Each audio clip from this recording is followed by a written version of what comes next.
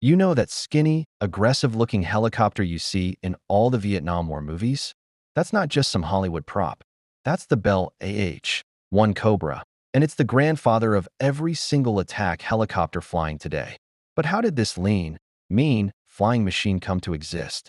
Well, let's rewind to the early 1960s. Back then, the U.S. Army was using transport helicopters like the Huey to move troops around Vietnam. The problem was, these big, slow-moving choppers were easy targets. They needed an escort, a gunship that could fly alongside them, protect them, and clear out landing zones.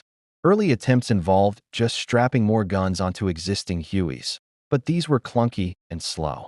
The Army needed something built from the ground up for one thing, and one thing only: attack. This is where Bell stepped in. They took the proven engine, transmission, and rotor system from the Huey and slapped them onto a brand new, radically slender fuselage. This design was revolutionary. The pilot sat in the back, up high for a great view, while the gunner sat in the front, surrounded by an arsenal of weapons.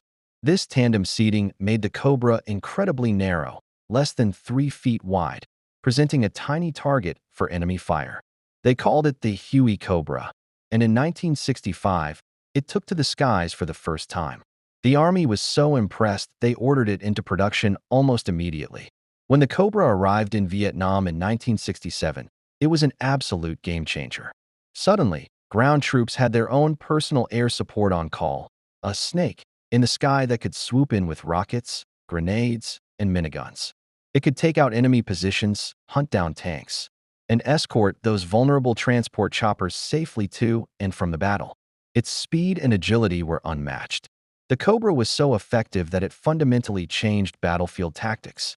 Air cavalry became a real, devastating force. It was the first time a helicopter wasn't just for transport. It was a dedicated hunter-killer. The Cobra's dominance was absolute. It flew in every major U.S. conflict from Vietnam to the Gulf War, constantly being upgraded with better weapons, sensors, and engines. The lessons learned from the Cobra directly influenced the design of its successor, the legendary H-64 Apache.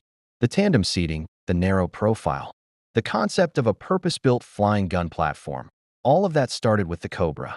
Even today, upgraded versions of the Cobra, like the Viper, are still in service with the U.S. Marine Corps and other nations around the world. That's over 50 years of continuous service. It's a testament to just how right Bell got the design from the very beginning.